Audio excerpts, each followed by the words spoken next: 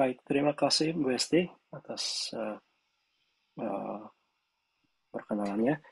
Uh, untuk semuanya, terima kasih saya telah diundang untuk untuk membagikan sedikit apa yang telah saya pelajari dan kami kembangkan selama ini. Dan terima kasih juga kepada Brin dan teman-teman sekalian yang telah dengan susah payah membangun Observatorium Timau ini. Ini adalah observatorium yang kita impikan sejak mungkin 20 tahun lalu atau 15 tahun lalu. Saya pertama kali dengar tentang Observatorium Timau ini ketika saya waktu masih SMA kalau nggak salah. Jadi ya, saya apresiasi sekali para rekan-rekan sekalian yang telah bekerja keras untuk observatorium ini. Pada kesempatan kali ini, saya ingin membagikan sebagian tentang exoplanet atmosfer. Uh, apakah bisa dilihat? Oh, sorry.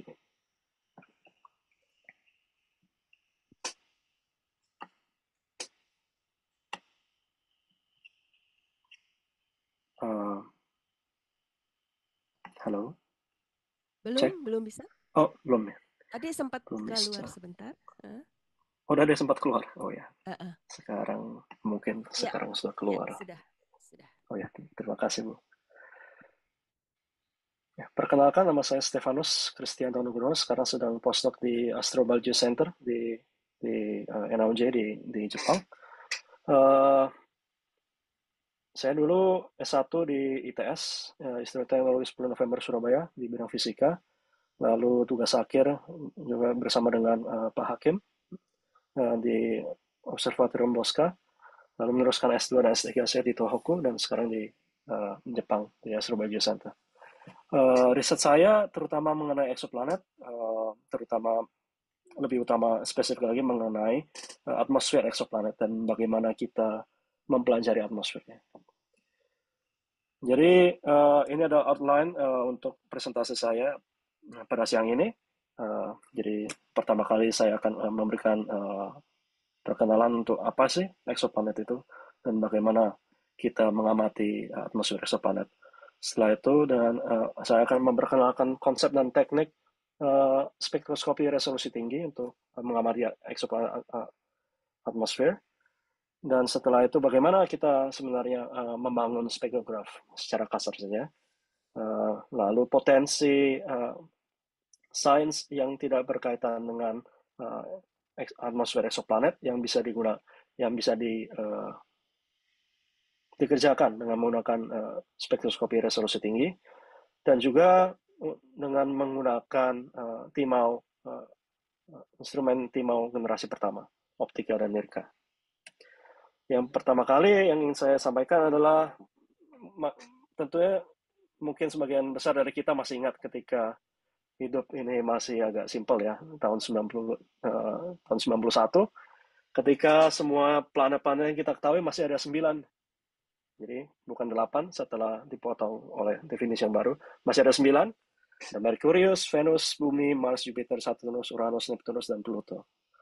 Dan ini tidak ada eksoplanet, kita belum menemukan eksoplanet sama sekali.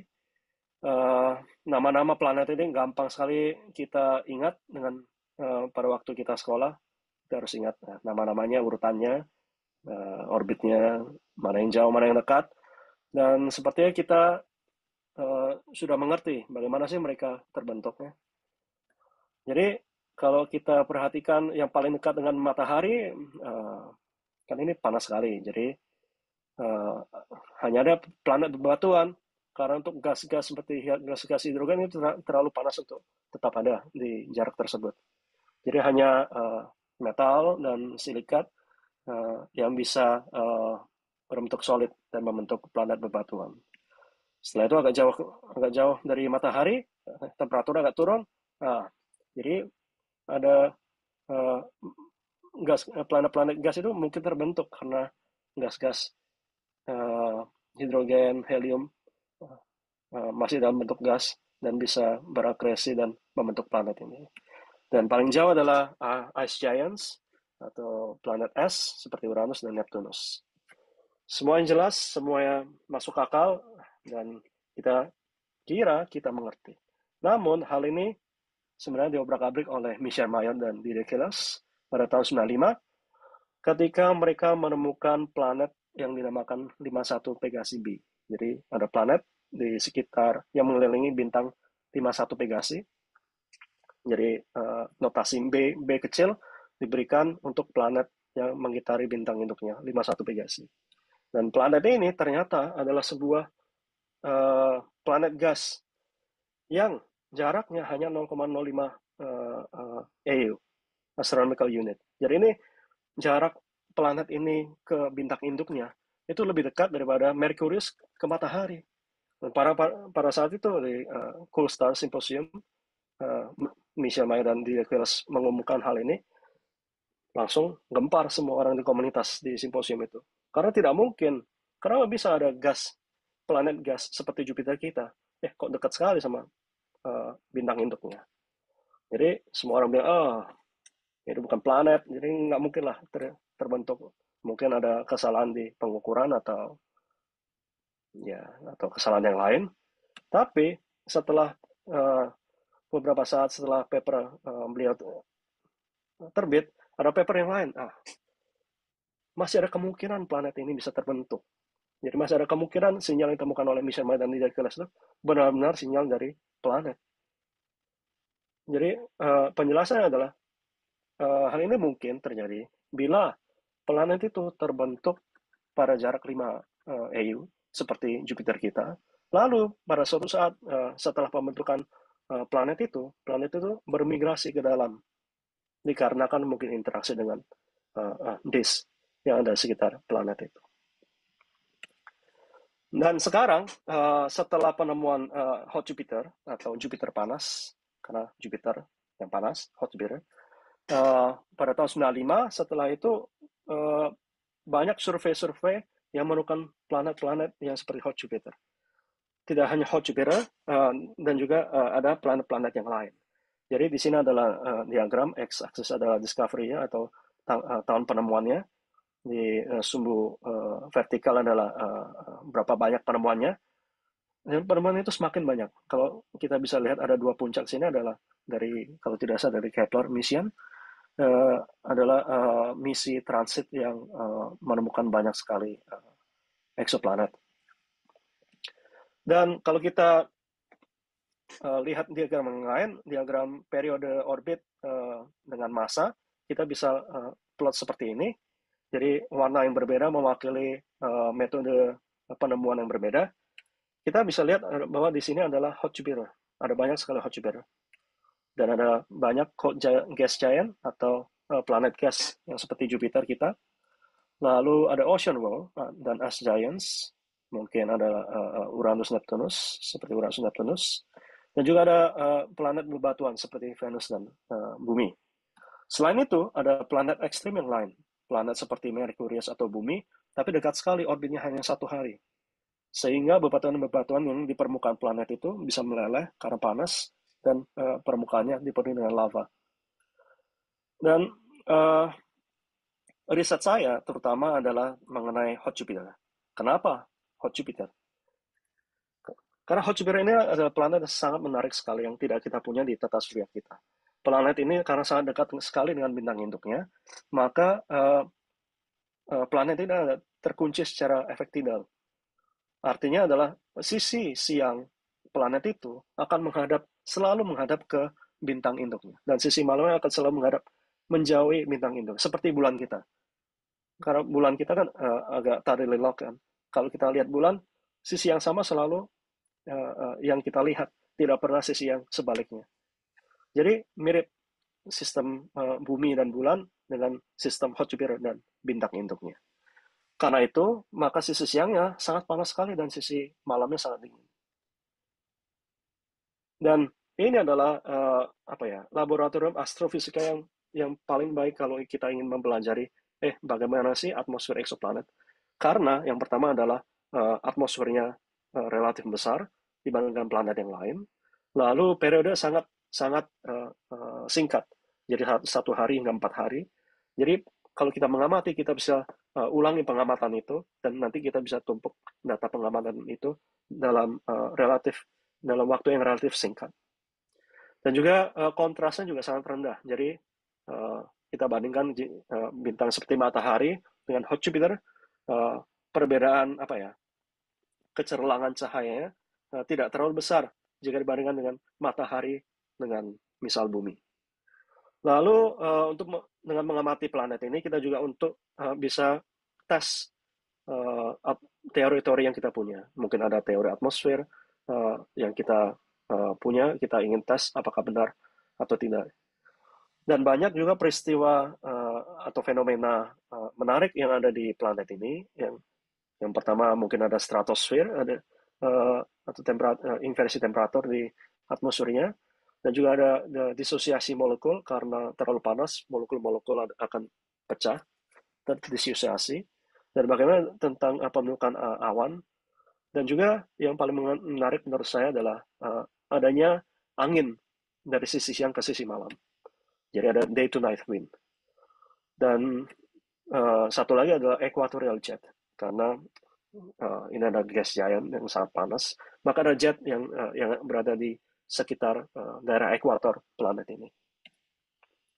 Dan untuk mempelajari planet ini, kita juga bisa menyiapkan teknik-teknik analisa, teknik-teknik observasi yang akan kita gunakan nanti dengan menggunakan extremely large telescope seperti TMT atau ELT atau GMT. Jadi bagaimana sih kita mengkarakterisasi atmosfer eksoplanet yang bertransit? Jadi kalau ini adalah bumi, kita ada di sini, lalu ini adalah bintang induk planet itu, sini ada hot Jupiter. Kalau Jupiter panas yang mengorbit bintangnya, maka sebelum yang kita namakan adalah secondary eclipse atau eclipse sekunder, kita bisa mendapatkan spektrum emisi dari sisi siangnya. Dan juga kita bisa mendapatkan cahaya yang terpantul. Jadi cahaya bintang terpantul oleh atmosfer planet itu, lalu kita terima di bumi. Selain itu, contohnya, yang ini adalah contoh DaySat spektroskopi untuk WAPS 121b yang dipublikasikan oleh Evans et al. 2016. Di sini adalah kita bisa lihat ya, kalau kita mendapatkan spektrum emisi, yang kita dapatkan adalah flux ratio. Jadi flux planet relatif terhadap flux bintangnya. Jadi kita bisa mengukur seberapa panas sih planet ini relatif terhadap bintang, dan seberapa besar planet ini relatif terhadap bintang itu. Lalu ketika planet sedang transit, kita juga bisa mendapatkan spektrum transmisi. Jadi apa itu spektrum transmisi? Spektrum transmisi itu mengukur seberapa transparan sih sebenarnya atmosfer eksoplanet ini. Jadi seberapa transparan itu akan sebagai fungsi panjang gelombang juga. Dan salah satu yang kita bisa dapatkan juga adalah emisi sisi malamnya. Tapi ini susah sekali, dan hingga saat ini masih belum ada yang hasil yang meyakinkan. Jadi contoh spektrum transmisi adalah semacam ini. Yang kita bisa ukur dari spektrum transmisi adalah radius ratio atau rasio jari-jari planet relatif terhadap radius bintang induknya. Jadi kalau di sini kita bisa lihat ada absorpsi dari uap air yang berasal dari atmosfer WAPS 121b. Lalu untuk secara praktisnya yang bisa saya sebut sebagai flux-based teknik, yaitu teknik yang berdasarkan dengan flux. Semisal ini adalah animasi planet yang sedang transit, kita amati pada panjang gelombang 1 dan panjang gelombang 2. Kalau kita amati pada dua panjang gelombang yang berbeda, kemungkinan jadi kurva cahaya akan berbeda. Jadi pada panjang gelombang 1 mungkin agak lebih dalam, pada panjang gelombang 2 agak lebih dangkal. Dan begitu pula dengan di secondary eclipse. Lalu kita harus ingat bahwa ketika planet dan bintangnya agak terpisah semacam ini, kita mendapatkan flux yang berasal dari planet dan bintang itu.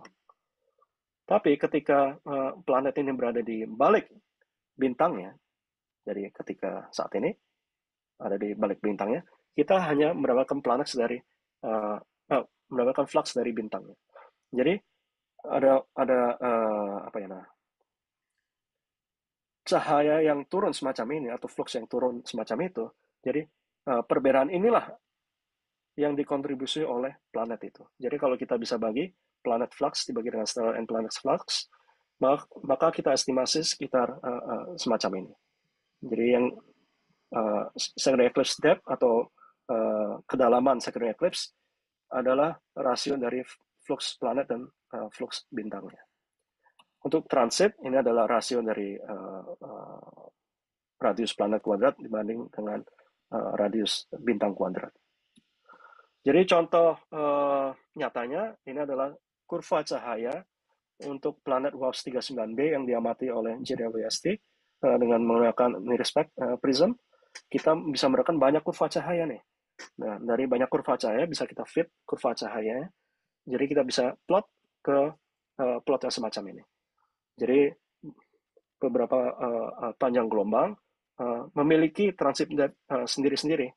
Jadi kalau kita bisa analisa di sini, ini adalah transmisi spektrum oleh WAPS 39b, dan kalau kita bandingkan dengan model kita tahu bahwa, oh, ternyata fitur ini dikontribusi oleh H2O, mungkin juga oleh CO2, dan mungkin juga oleh H2S. Nah, teknik ini sangat powerful karena kita bisa meneliti apa sih komposisi atmosfer planet itu dengan teknik yang dalam tanda kutip agak sederhana. Tapi ini bisa menjadi problem bila ada fitur-fitur yang saling bertumbang tindih. Contohnya seperti ini, kita tidak tahu apakah fitur ini benar-benar apa ya? Kalau kita tidak memasukkan gas CO2 dalam model kita bisa sangka bahwa ternyata fitur ini mungkin hanya dari air. Jadi ini benar-benar model dependent. Dan kita membutuhkan baseline karena semuanya relatif. Seperti ini. Untuk mengukur kedalaman transit atau kedalaman secondary eclipse, kita butuh ketika mereka belum secondary eclipse atau sebelum transit, yang kita namakan baseline. Jadi baseline ini kira-kira 4 jam. Jadi untuk transit hot Jupiter, kita membutuhkan observasi kemungkinan sekitar 6 jam atau 4 jam, tergantung periodenya.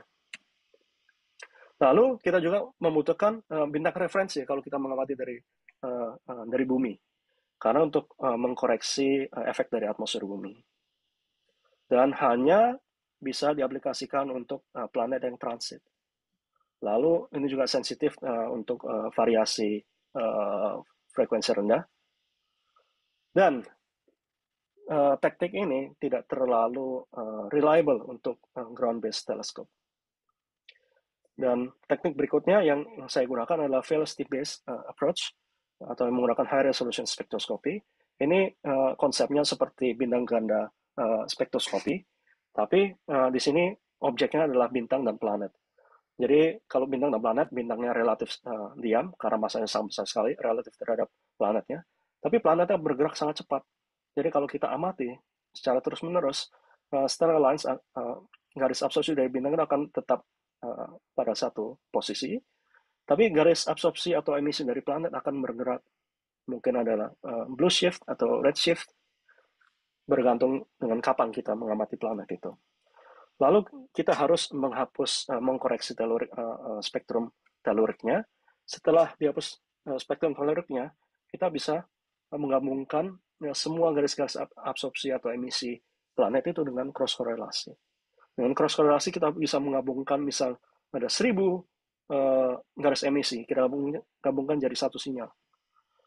Dan ini adalah peta cross korelasi. Lalu ini adalah x-axisnya adalah radial velocity dan sumbu y adalah fase orbit. Kita bisa lihat bahwa kemungkinan ada sinyal dari planet itu. Dan setelah ini kita juga bisa tumpuk data-data itu untuk semua exposure yang kita dapatkan. Jadi kita bisa jumlahkan sesuai dengan ini persamaan radial velocity dari planet itu. Kp adalah orbital velocity dari planet itu, physics adalah systemic velocity dari sistem itu. Kalau kita bisa asumsikan beberapa nilai, mungkin planetnya bergerak semacam ini atau memiliki kecepatan orbit yang sangat besar. Bisa juga kecepatan orbitnya kecil atau kecepatan orbitnya kecil tapi systemic velocity-nya besar. Jadi kita bisa asumsikan beberapa nilai dan sehingga kita bisa dapatkan yang kita sebut dengan KPN physics map atau peta KP dan physics. Dari sini kita bisa hitung, misal ada signal to noise ratio dari satu exposure adalah 100, lalu kontras dari garisnya adalah 3 kali 10 pangkat minus 4, dan ada 1000 garis, dan kita ada 50 frame, maka kita bisa dapatkan sinyal sekitar 6,7. Jadi ini adalah sinyal yang bisa dideteksi secara signifikan, statistically. Lalu, apa sih keuntungan menggunakan teknik ini? Keuntungan adalah kita bisa mengidentifikasi spesies kimia secara akurat. Karena apa? Kita bisa dengan resolusi yang tinggi, kita sensitif terhadap garis-garis absorpsi yang dimiliki oleh molekul atau atom. Jadi contoh saya plot di sini adalah spektrum suatu planet, luas 3 B, bila diamati dengan menggunakan WFC3 Hubble Space Telescope dengan resolusi 210. Agak flat kan? Kalau kita amati dengan JWST, respect dengan resolusi yang paling tinggi, kita mulai mendapatkan garis emisi. Tapi kalau kita amati dengan IRCS di Subaru Telescope, maka garis emisi akan lebih tinggi, tapi lebih noisy tentunya. Dan kalau kita amati dengan resolusi yang lebih tinggi lagi, 70.000, dengan menggunakan IRD di Subaru, jadi garis emisinya akan sangat signifikan. Yang pertama. Jadi ternyata garis-garis emisi itu terdiri dari berbagai sumber. Ada dari neutral besi, ada neutral titanium atau OH atau air. Jadi kalau kita amati dengan Hubble Space Telescope, kita tidak akan bisa mendapatkan informasi garis-garis kimia itu. Hanya berupa continuum atau feature yang tidak bisa terresolve. Next, karena kita menggunakan resolusi spektrum resolusi tinggi, kita juga sensitif terhadap profil garis itu. Jadi profil garis ini penting. Kenapa? Kalau kita punya atmosfer yang tidak punya temperatur inversi atau tidak punya stratosfer, maka kita hanya akan mendapatkan garis absorpsi. Bila kita memiliki planet memiliki atmosfer, memiliki stratosfer atau temperatur inversi, maka kita bisa dapatkan spektrum emisi. Jadi kalau kita cross-korelasikan planet dengan garis absorpsi dan model dengan garis absorpsi, kalau kita cross-korelasikan, kita akan mendapatkan cross-korelasi yang positif. Kalau planet yang hanya memiliki absorpsi, model yang memiliki emisi, kita cross-korelasikan, kita akan mendapatkan cross-korelasi negatif. Jadi dari fungsi cross-korelasi, kita bisa dengan yakin mengconstrain apakah planet ini memiliki stratosfer atau tidak. Tidak hanya itu, dari lebar garis itu kita juga bisa mengetahui kecepatan rotasi planet tersebut. Dan karena kita bisa meresolve garis-garis absorpsi itu, kita juga bisa resolve mengenai kecepatan planet itu atau kecepatan rotasi atau kecepatan angin yang ada di atmosfer itu. Setelah itu, kalau kita gabungkan semuanya, karena planet Jupiter ini orbitnya dekat sekali dengan bintang, maka ketika sebelum transit dan setelah transit, kita sebenarnya melihat sisi atmosfer yang berbeda. Karena kita melihat sisi atmosfer yang berbeda, maka ada informasi mengenai atmosfer yang berbeda juga. Jadi kita bisa mendapatkan informasi tentang struktur 3 dimensi atmosfer itu. Dan kalau kita ingat bahwa masing-masing chemical species bakal ada pada ketinggian tertentu. Misal untuk besi ada pada ketinggian yang agak rendah, untuk sodium ketinggian menengah rendah atau menengah tinggi, dan hidrogen atau hidrogen alfa misal ada pada atmosfer yang paling luar. Kalau kita bisa menganalisa pergeseran droplet dari masing-masing garis ini, kita juga bisa mempelajari bagaimana sih struktur angin secara vertikal di atmosfer planet ini. Lalu yang keempat adalah teknik itu juga bisa diaplikasikan untuk planet yang tidak transit. Jadi beberapa contoh dari grup kami, yang pertama adalah deteksi titanium oxide, ada juga deteksi emisi besi menggunakan HZS Subaru, dan kita juga mendeteksi beberapa spesies atom dengan menggunakan Harpsnode dan Carmenes. Dan juga deteksi pertama untuk OH, yaitu adalah hidroksi radikal, karena OH tanpa negatif, hanya OH. Ini adalah hasil thermal association untuk uap air pada planet yang sangat panas. Selain itu, saya juga mendeteksi uap air. Nanti silakan pada presentasi saya setelah ini. Dan juga kita amati ada OH dan garis emisi dari atomic species. Dan ini dilakukan di panjang gelombang optikal, dan sebelah kanan pada panjang gelombang near infrared. Lalu ini adalah hasil-hasil yang selama ini kita punya, tidak kita, bukan kita maksudnya yang orang-orang punya. Jadi banyak sekali hasil yang telah dipublikasikan dengan menggunakan spektroskopi resolusi tinggi. Dan kebanyakan 30-40% dilakukan dengan menggunakan teleskop 3,5 meter. Jadi sains ini sangat bisa sekali untuk dikerjakan dengan menggunakan TIMAU. Beberapa juga dikerjakan dengan menggunakan teleskop 1,5 hingga 2 meter. Kita hanya perlu men-stack banyak waktu saja. Lalu setelah kita mendeteksi, apa yang kita lakukan? Kita bisa mencoba untuk mengconstrain profil temperatur dan tekanan dari atmosfer tersebut. Kita bisa coba constrain semacam ini. Dan kita juga bisa constrain tentang rasio elemental balance dari planet itu. Dan kita, August et al. Telah mendemonstrasikan bahwa pengamatan dari bumi dengan menggunakan spektroskopi resolusi tinggi ternyata konsisten dengan yang didapatkan oleh JWST. Hingga hal ini mendemonstrasikan bahwa teknik ini sangat reliable dan kita bisa gabungkan informasi tentang atmospheric dynamic dari ground base dan juga dari spektrum JWST. Setelah itu kita juga bisa mencari efek non-local thermal equilibrium, misal untuk OH, karena OH ini sangat bisa dipisahkan masing-masing band vibrationalnya. Kita bisa, kalau masing-masing band vibrationalnya itu mengikuti distribusi Boltzmann atau deviates dari distribusi Boltzmann, kita bisa coba tes. Jadi kita temukan di planet WAPS 33b dengan mencoba untuk mendeteksi per vibrational band, kita temukan bahwa ini adalah tetap masih di LTE. Lalu kita juga bisa mengukur kecepatan radial planet itu sendiri dan juga rotasi dari planet itu. Jadi semacam ini. Dan ini yang paling kanan bawah ini adalah dikerjakan dengan menggunakan teleskop 3,5 meter. Jadi agak cepat, yang bisa dikerjakan dengan menggunakan TIMAU kalau kita punya spektrografi ini, apa sih sebenarnya opasitas yang dominan di planet hot Jupiter. Lalu mungkin di planet yang temperatur rendah, yang paling dominan adalah uap air, metana, dan tidak ada spesies atom. Atau di temperatur yang tinggi ada titanium oksida, vanadium oksida, dan sebagainya. Lalu juga bagaimana fungsi chemical abundance terhadap temperatur planet, itu kita juga masih belum mengerti. Dan yang lain adalah yang khusus bisa dikerjakan hanya menggunakan high resolution spektroskopi adalah kecepatan angin di planet ini sebagai fungsi equilibrium temperature dan gravitasi.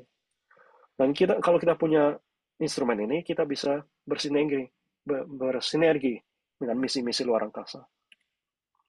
Lalu apa yang kita perlukan? Tentu saja ini spektrograf resolusi tinggi. Jadi kalau ini adalah teleskop Seimei yang ada di Okayama, Jepang. Di Seimei ada dua Nasmith platform seperti di TIMAU. Kalau di Seimei ini dicat biru, yang satunya ada merah. Kalau di TIMAU seperti orange semua. Jadi kalau kita fokus yang di red Nasmith platform, di sini kalau kita ada cahaya dari langit jatuh ke cerminnya, lalu dipantulkan ke cermin sekunder, dipantulkan ke cermin tersier, lalu dipantulkan kembali ke instrumen rotator di sini. Jadi instrumen rotator ada semacam ini kalau di Seimei. Instrumen rotator dalamnya adalah semacam ini. Kalau ini adalah untuk komponen untuk Gauss RV. Jadi cahaya yang jatuh akan dipantulkan kembali masuk ke fiber. Jadi karena Gauss RV ini harus stabil, maka disambungkan dengan fiber optics yang panjang 35 meter, dan Gauss RV atau instrumen ini ada di lantai 2 di dome-nya di sini. Jadi komponen dari spectrograph di sini adalah fiber output, ada focal converter, di sini ada image slicer, dipantulkan kembali nanti di axial grating, lalu ada cross disperser untuk memecah spektrumnya dan direkam dengan menggunakan CCD. Lalu bagaimana sih kita membuat instrumen semacam ini? Tentunya yang kita perlukan adalah science case. Jadi semua instrumen itu di main drivernya adalah science case. Jadi kita mau ngapain sih? Apa yang kita ingin pelajari? Itulah yang menentukan spesifikasi instrumen. Jadi harus ada science case yang kuat, dan tapi yang bisa kita capai mungkin dalam jangka waktu 5 tahun, 10 tahun. Lalu funding untuk membuat spektrograph resolusi tinggi paling nggak dibutuhkan 10-30 miliar. Tapi kita ingat di sini kita bisa berkolaborasi dengan teman-teman di negara lain. Jadi negara lain juga ada funding agency yang kita bisa apply proposal, kita bisa kerjasama semacam. Dan juga manpower. Yang pertanyaan yang paling yang ditanyakan oleh kolega saya, bagaimana manpowernya? Siapa yang akan mengoperasikan instrumen ini di Timau nanti kalau kita misal bikin? Jadi itu pertanyaan yang mesti kita jawab. Lalu infrastrukturnya bagaimana? Apakah aman infrastrukturnya? Kita taruh instrumen 10 miliar, 30 miliar, apakah aman di sana? Lalu bagaimana kita membuatnya, mengintegrasikan kepada di teleskopnya? Lalu kita harus bergerak dengan cepat, karena kita tahu bahwa di negara-negara lain semua astronom berlari. Jadi kita harus juga berlari. Karena mereka tidak akan tinggal diam kan untuk membuat survei-survei yang baru. Lalu potensial yang bisa kita dapatkan adalah kalau kita, bayangan saya, kalau kita melibatkan kampus-kampus di Indonesia atau industri, kita juga bisa melibatkan mereka di pengembangan instrumen ini. Jadi ini bisa melibatkan mahasiswa master, mahasiswa PhD, tidak hanya di astronomi, tapi juga di fisika, di teknik, dan teknik field yang lain.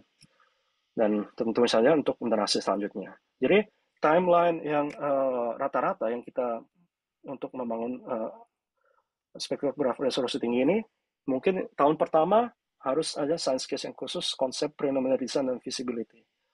Kemungkinan dibutuhkan 100 juta.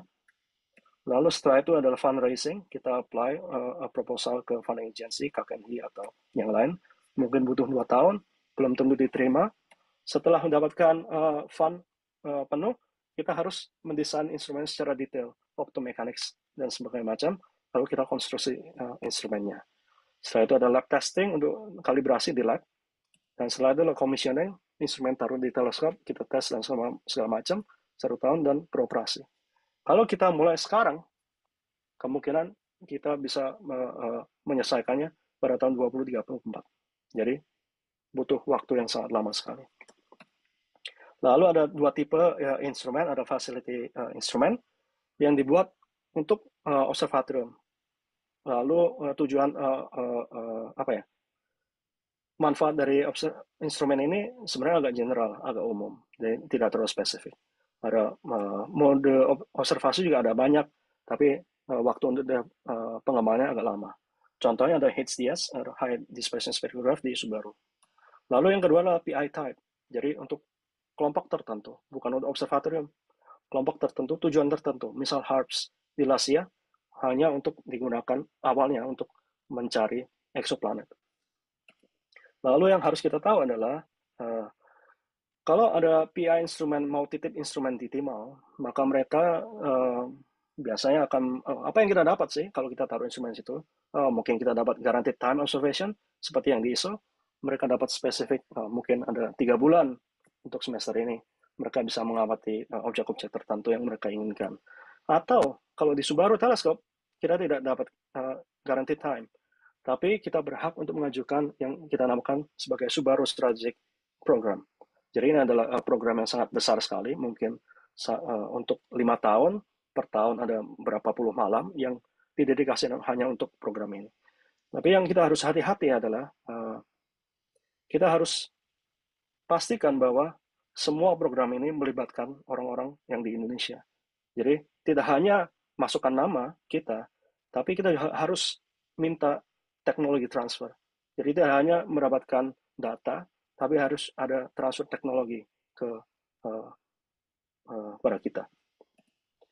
Lalu potensial ini seperti waktu tinggal Pak dikit. Stefanus, Iya, waktunya tinggal dikit Bu, atau udah habis. sudah habis sebenarnya.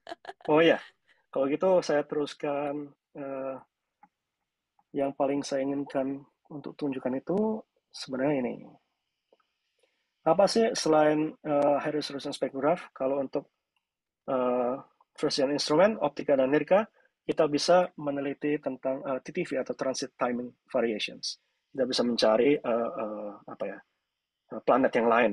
Lalu setelah itu kita juga bisa membantu untuk mungkin GWS observation, ada spot crossing events. Jadi ini adalah mungkin ada sunspot, kalau kita tidak perhitungkan bakal bisa menimbulkan interpretasi yang agak salah. Lalu summary-nya di sini, tapi yang ingin saya sampaikan adalah ini. Jadi tim mau ini membutuhkan visi saintifik yang jangka panjang. Jadi tidak hanya jangka pendek. Jadi di Subaru Telescope kita punya Subaru 1, Subaru 2, Subaru 3, ada key science yang akan dicapai dalam 10 tahun ke depan.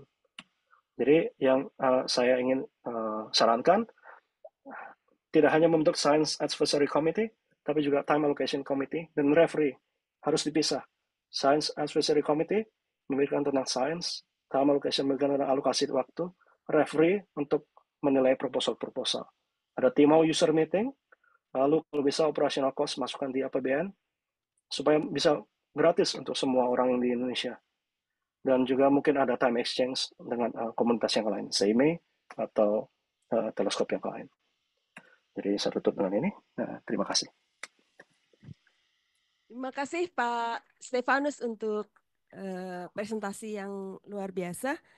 Ini sebenarnya waktunya sudah melebihi, tapi saya ingin memberikan kesempatan untuk satu short question atau komentar yang nanti mungkin bisa ditanggapi dengan short juga oleh Pak Stefanus. Ya, Mungkin dari terima teman-teman kasih, Bu. ini. Siapa duluan tadi? Ya, Pak Jamal, mohon izin. Ya. Baik, terima kasih Pak Stefanus atas presentasi yang sangat mencerahkan, terutama terkait studi atmosfer eksoplanet. Mungkin pertanyaan saya singkat, kira-kira untuk studi atmosfer eksoplanet yang basisnya ground-based observation, seperti apakah bare minimum instrumen dan teknologi yang dibutuhkan? Kalau tadi kan disampaikan teleskopnya ukurannya 3,5, 1,5, 2 meter. Apakah bisa kalau kita menggunakan teleskop yang lebih kecil dari itu ataupun menggunakan spektrografi yang low resolution, apakah bisa dan kira-kira tantangannya seperti apa? Mungkin itu saja. Terima kasih. Silakan Pak Oh ya, Stefanus, kalau boleh singkat. singkat. Terima kasih atas pertanyaan. Singkatnya agak susah kalau teleskopnya terlalu kecil, karena kita butuh foton yang banyak. Kita harus stack, mengamati berkali-kali. Kalau resolusi rendah, itu tadi yang saya sampaikan bahwa kita butuh bintang referensi, semacam ini. Kita butuh bintang referensi, dan untuk mengoreksi efek atmosfer bumi kita. Nah, untuk VLT, sekalipun di Very Large Telescope di ISO, ini sangat susah sekali. Dan banyak sistematik yang kita harus perbaiki. Jadi saran saya, velocity-based approach, menggunakan spektrograph resolusi tinggi. Dengan 1 meter pun, 2 meter masih bisa. Terima kasih.